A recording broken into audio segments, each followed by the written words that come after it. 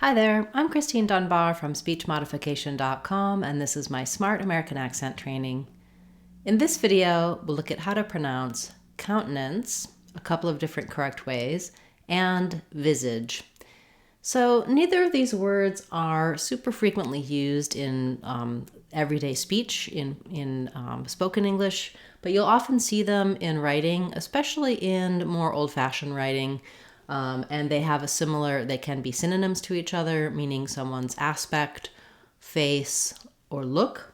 And so let's break them down for you and help you to say these if you need to be reading them aloud or if you use them in your spoken English. So for countenance, it has the pattern that we've seen in several other words where when we have an NT in English in the middle and it's not stressed, like in interview, you can hear how I don't say that T sound. I tend to say interview rather than interview. So you can say countenance, countenance without that T, or it's okay to say countenance with the T. So the typical way that a native speaker of American English will say it is more countenance, where they will say this N sound, count, with a short stopped N, basically making a stop T there, and then a syllabic N, countenance, with another N. So they don't really have this sound, and they don't really have that T sound. So basically I've rewritten it for you here like count with the T. This T, you do mark it by making a stop T. So you don't want to just do count. If you hold that N, countenance, it's going to sound wrong. Countenance. So basically I do kind of have to mark that T with a stop T. Unlike interview, where I can just flow interview, inner. Countenance, it's more like when I say button or mountain, because that NT is followed by another N sound. So try and count, and then countenance. So countenance, countenance. You have a little bit of an sound in there.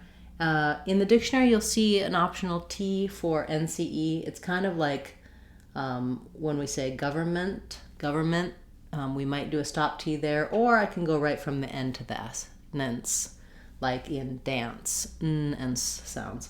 So complicated word, countenance, countenance, or countenance. A lot of different ways and variants that you can use that are going to be correct. But probably this was requested and asked about because it's similar to words like maintenance, countenance, where we use those unreleased T's and syllabic N's.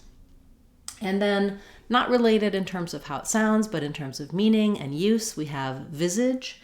Again, I don't hear a lot of people using this in spoken speech, but you might read it to mean someone's countenance or someone's aspect or look, their face, their visage. So we have first syllable stress. Letter I says the I sound. Letter S in visage says the Z sound. So I've rewritten that for you here with letter Z. And then we have our AGE, just sounds like idge, same as we would have in something like ridge or smidge. So long on the vi and short on the zidge. Visage, visage. So somewhat less useful words in terms of our everyday conversational speech, but these might be things that you had wondered about. They might be things that you come across when you're reading and you don't usually hear people saying them, so you wondered how they're pronounced. I hope this helps you with these two challenging and less common words, countenance and visage. Thanks so much for watching, for your comments, questions, requests. If you have a word you'd like to see me cover, do feel free to leave that in the comments and I can add it to my list to cover in a future word of the day. I'll be back again tomorrow with another word of the day, and on Saturday we'll have our live question and answer class. I hope to see you there. If you need more help for any of the patterns you see in these words or any of the sounds, check out our similar videos for those sounds and our Sounds of English course. It'll walk you through some of the details of a word like countenance and how we have the letters NT, what we say for different sounds in the middle of words. That course is a great way to build a strong foundation to pronounce any word you like confidently and easily in American English. That's our Sounds of English course on SpeechModification.com. Thanks, everyone, and I look forward to seeing you in our next class. I'm Christine Dunbar from speechmodification.com. Remember, if you want to sound like a native speaker, you can do it.